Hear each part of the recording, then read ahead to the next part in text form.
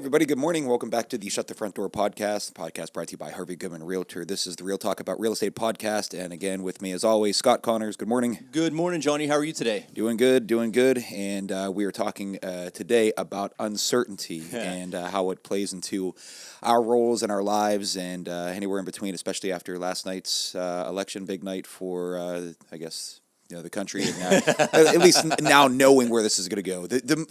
As far as it's concerned, I'm more excited about the ads no longer having to pop up on my YouTube feed every 30 seconds. Amen, brother. Maybe we can actually afford to buy some advertising now. Really? So anyways, uncertainty, how do we deal with it, and where do we go from here? Well, one thing is absolutely certain, and that is that this is not a political podcast. So we have our opinions, and we'll share them if you get us over a beer or a lunch or something, but not here. So what we do know is that we've noticed a dramatic shift in the market in the last few weeks. Really, that it's just gotten very quiet. Right. I've got a couple listings out there that I think are fantastic listings that should have sold immediately, and it has been crickets and tumbleweed. But we believe that's because the main principle with uncertainty in the real estate market is that uncertainty just basically grinds things to a halt. Right. Regardless of your position, we talked about a few weeks ago. We talked in this podcast about how half the country believes that. Well, everybody believes if their guy wins, that things are going to get great, and if the other guy wins, things are going to be terrible. And of course, half the country's right and half the country's wrong. And of course, we never knew which half it was. Of course, now we know. Right. But the way this really affects the market more than anything is that uncertainty brings things to a grinding halt.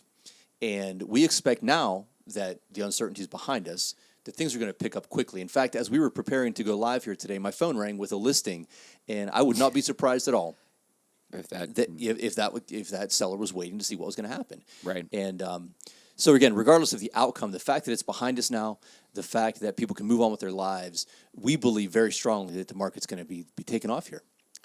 And for multiple different reasons. And first things, Jimmy, thanks for the comment. The holy man voice. What, I got my bass turned up today or something? I think we both have a little bit of something going on in our voices. That's about it. Welcome to the quiet storm. Anyways, welcome to the fridge, Jimmy. Thanks for always tuning in and watching us on YouTube. At any rate, no, you're right, Scott. The uncertainty, people put their lives on hold. And whether you were expecting a specific result, it doesn't matter. Because now that you know what the result is, you can actually react to it. Good, bad, whatever that you were planning, at least you now know what you're dealing with. There was a short story, one of my favorite short stories called Letters to Garcia that I had to read during college. And it deals all about uncertainty while people, don't know how to act. And one of the things that people do, or rather that they don't do, is make any decisions when they don't know what to do next. And oftentimes not making a decision can be the worst decision you can make. Man, you just walked right into, one of my all-time favorite bands is Rush. Yeah. And Right. the famous line that Neil Peart wrote in Free Will is, if you choose not to have... I can't believe I messed that up. If you choose not to decide, you still have made a choice. Right. And that's exactly what you're saying. So what we think is going to happen now is, so those of you who got the outcome you wanted, time to go buy a house, right? Because you believe the economy is going to take off. Jimmy's got us going. In a world where... Yeah, I cannot pull up. So those who just listening, it says the uncertainty video should be done with a Morgan Freeman voiceover. Maybe if we use some AI next time. We should work in some editing here. No, we don't have time for that. Anyway, so those of you who got the outcome you wanted, awesome. Let's go buy a house because you believe the economy is going to take off. You believe that rates are going to come down. You believe that things are looking up in every direction, and we feel the same way, frankly. But we kind of always feel that way. We're pretty much eternally optimistic. That's a fair way to describe us. Those of you who aren't happy with the outcome, you want to sell your house, move to Canada, we can help with that. Because we've got buyers, right? Right. Right. It's certainly like the outcome to me, and we said it in the past podcast, and you said it earlier this morning, it's almost irrelevant from where we sit because our market is, as much as we talk about uncertainty and reactivity to uncertainty, man, I'm getting really in the woods here, as people that react to that, our market is almost non-reactive. Because It is. we're such a small section of the country. We're one of the most affordable places to live. So in our world, I think the people here, they might look at a macroscopic level and they might be putting their searches and everything else on hold. But what that does, you are in the like-minded set of pretty much everyone else. Let me ask you this: do you think you're the only person who's ever had that idea? Hold on a second. I'm going to put my real estate search on hold until after the election. You've just joined hundreds of other people that are now going to be flooding into it, and honestly, your decision, you're not making that decision, not buying sooner. This podcast, we use it to serve as a prophecy a lot of ways. We'll see how well these age, but we said it before, you're going to be buying a more expensive home in the next 6 months. That's exactly right. And, we're numbers guys. We like our spreadsheets. We like our analysis. And we both have been in the business around 15 years, which, if you think about it, means we've been through 3 terms of Democrat presidents. We've been through 1 term of a Republican president, about to go through a second one. And the market really has just not reacted to any of it. So anyone who thought things were going to crash and burn if their guy lost or, if such and such happened, it just hasn't happened in the Ohio Valley. Right. Our market is remarkably stable. It's remarkably resilient. And the only thing that changes is really the psychology that kicks in when people are uncertain about what's going to happen. We saw it during COVID, right? Right. COVID happened, everyone kind of freaked out. No one knew what to do. And then things settled down and everyone went back to buying and selling houses. And that's what we did. We see it through election cycles. Historically, the year after an election is up, and it's up in a big way. And this is kind of a nationwide stat. Year after an election, markets tend to do really well. Right. And it doesn't matter who wins. So, we feel strongly about our future. We think it's a great time to buy or sell. Of course, we always think that. Right. But we also believe that the quietness, the crickets and tumbleweed that we've experienced in the last few weeks are about to go away in a big way. And that's going to override any fears about buying or selling during the holidays as the weather gets worse. We work year-round. The seasonal fluctuations, that's kind of a running joke here in the office. The seasonal fluctuations are not what people think they are. Things tend to slow down a little. But I know we've both shown houses on New Year's Eve. We both had closings. I've gone through 2 feet of snow. We're going to wake up and sell property every single day, regardless of what happens out there in the world around us.